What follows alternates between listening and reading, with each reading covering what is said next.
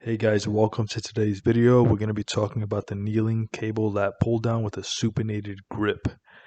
This exercise is incredible for your lats. So let me show you some things that you have to set up first. So I'm just showing you how to move it. You press the button in, but we want to set this up all the way at the top. And then next thing you want to do is choose the appropriate weight. So I would recommend you go a little bit heavier with this variation or with this exercise because your body can, in most cases, do this.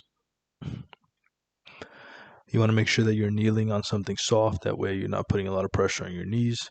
And then you want to just make sure that you're just moving a little bit further back than the actual machine because you want to make sure that your arms can move freely without the actual bar hitting the cable machine. Once you're set up though, you want to make sure that you're nice and upright. So you don't want your butt too far back or too far forward when your lower back is arching too much.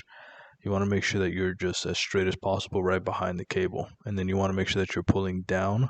So I would say like, your clavicle at most. You should never go lower than that. With any variation of lat pull downs, in my opinion, because you're going to put a lot of strain on your shoulders if you do that. So you bring it down to the clavicle or right underneath the chin, and you want to think about elevating the scapula when you go up and depressing the scapula when you go down. And the reason we do that is because when you're going up and you're actually elevating the scapula, it allows your muscles to stretch at the top of the range. And then when you're contracting them and lowering them down at the bottom, then you're actually contracting the muscle. And both are very important to building muscle tissue because you don't neglect any portion of the muscles themselves. You don't want to be constantly contracted because that's almost like an isolation exercise, or sorry, isometric exercise. You want to make sure that you're allowing the muscles to stretch and contract under tension. That's what's going to give you the best possible results. Next thing I want you guys to think about is keeping your core tight and your glute tight. What that's going to do is going to keep your torso and hips in line.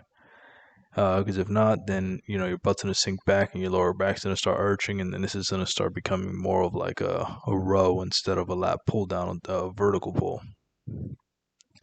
Another thing I want you guys to think about is to make sure that you're doing this in a nice controlled tempo. You don't want to be like, using a bunch of momentum to move the weight. That's dangerous. So here's some common mistakes. Not depressing the scapula at the bottom. You're leaving it elevated the whole time. That's not good. Another common mistake is leaning too far back. So you notice that I'm making it almost like a row. It's no longer vertical. It's starting to become horizontal. And that's not what we want. Another common mistake is keeping your chin up. You don't want to do this because you're going to hit yourself in the chin, and that hurts a lot. Trust me, that happened to me once. So you learn your lesson. Just keep your spine neutral and don't bring the weight so far down, like I said before, just to the clavicle, no lower than that. Thank you so much for watching this video. If you found it helpful, hit the like button, comment down below, subscribe, and turn on bell notifications. And if you want to take it a step further and work with us or support the channel further, there are a few ways you could do that down below. Again, thank you so much for watching. Have a great day and God bless you.